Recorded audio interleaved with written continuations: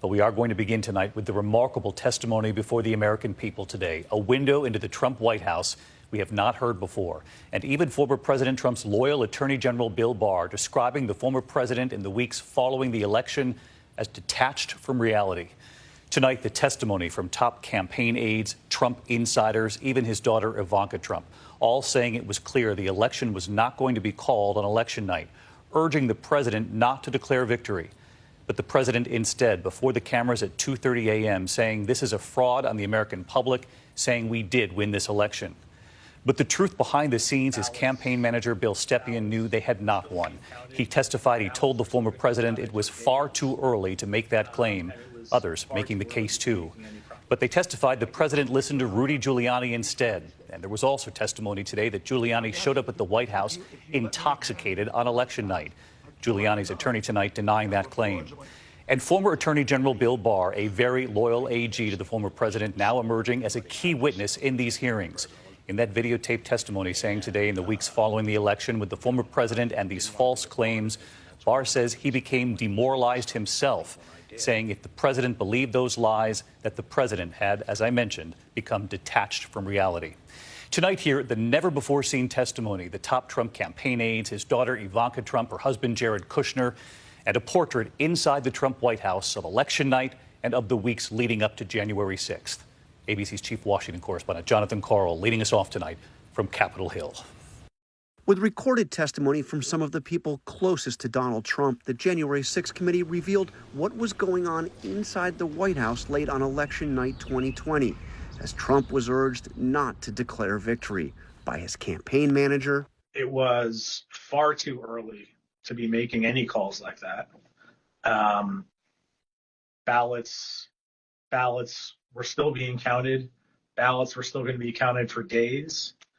And it was far too early to be making any proclamation like that. His senior strategist. To the best of my memory, and I was saying that we should not go and declare victory until we had a better sense of the numbers. His daughter. I don't know that I had a firm view as to what he should say in that circumstance.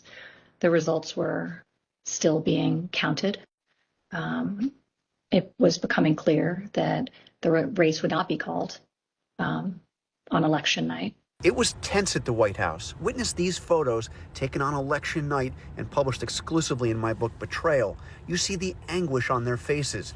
But as Trump's family and top aides urged him not to declare victory, Rudy Giuliani, who some testified showed up at the White House intoxicated, offered Trump the only advice he wanted to hear. Late today, Giuliani's attorney said he wasn't drunk. And the mayor was definitely intoxicated, but I do not know his level of intoxication when he spoke with the president, for example. I think effectively Mayor Giuliani was saying, we want it. They're stealing it from us. Where'd all the votes come from? We need to go say that we won. The then president spoke at 2:30 a.m. This is a fraud on the American public. This is an embarrassment to our country. We were getting ready to win this election. Frankly, we did win this election. Trump's campaign manager told the committee that in the days after the election, Trump turned away from his top advisors and toward another group led by Giuliani, spinning unfounded conspiracy theories. There were two groups of, we called them kind of my team and Rudy's team. I didn't mind being characterized as being part of Team Normal. I didn't think what was happening was necessarily honest or professional at that point in time. So that led to me stepping away. In the middle of the night. Giuliani and lawyer Sidney Powell were making wild claims about rigged voting machines, about Italian spy satellites and German computers switching votes, about thousands of dead people voting, all of it false. But some Trump supporters believed them. I don't want to say that what we're doing is right. But if the election's being stolen, what is it going to take? Trump's own attorney general, Bill Barr, told the president there was no evidence of any widespread fraud that would change the election. But Trump remained focused on those wild and false conspiracy theories. I was somewhat demoralized because I thought, boy, if he really believes this stuff, he has, lost contact with he's become detached from reality. if he really believes this stuff. What they were proposing, I thought was nuts. And the theory was also completely nuts. Even son-in-law Jared Kushner said he wasn't happy with Giuliani's influence. Did you ever share, Mr. Kushner, your view of Mr. Giuliani? Did you ever share your perspective about him with the president? I guess,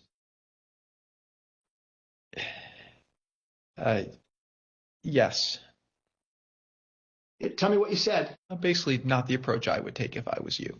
I made it clear I did not agree with the idea of saying the election was stolen and putting out this stuff, which I told the president was and you know, I didn't want to be a part of it. But all the early claims that I understood were completely bogus and silly and usually based on complete misinformation. And Barr told the committee about a meeting in the Oval Office.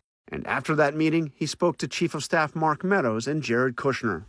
I said, how long is he going to carry on with this stolen election stuff? Where's this going to go? And by that time, Meadows had caught up with me and leaving the office and caught up with me and said that he said, look, I think that he's becoming more realistic and knows that there's a limit to how far he can take this. And then Jared said, you know, yeah, we're working on this. We're working on it. Weeks after the election, the former president continued to push the false claims. Barr went public to say there was no widespread fraud, infuriating the president. The president was as mad as I've ever seen him, and he was trying to control himself. And the president said, well, this is, killing me. You didn't have to say this. You must have said this because you hate Trump. Virtually all the witnesses, taped and live, were Republicans, including Ben Ginsburg, America's highest profile Republican election lawyer. The simple fact is that the Trump campaign did not make its case. And the committee heard from Chris Stirewalt, who worked for years as the Fox News election expert. He was there when Fox became the first network to declare Joe Biden the winner in Arizona.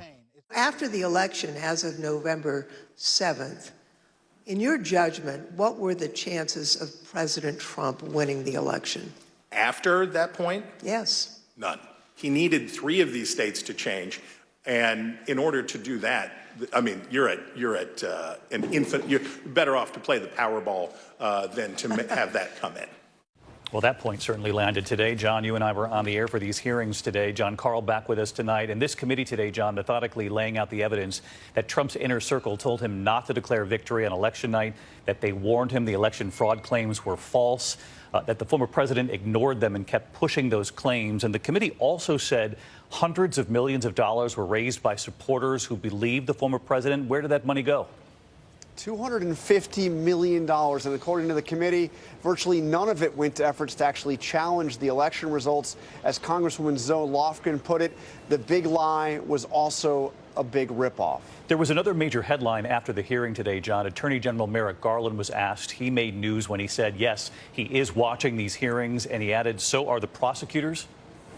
The big question, David, is they're watching. We know that. The big question is whether or not they will decide to prosecute anybody in Trump's inner circle or Trump himself.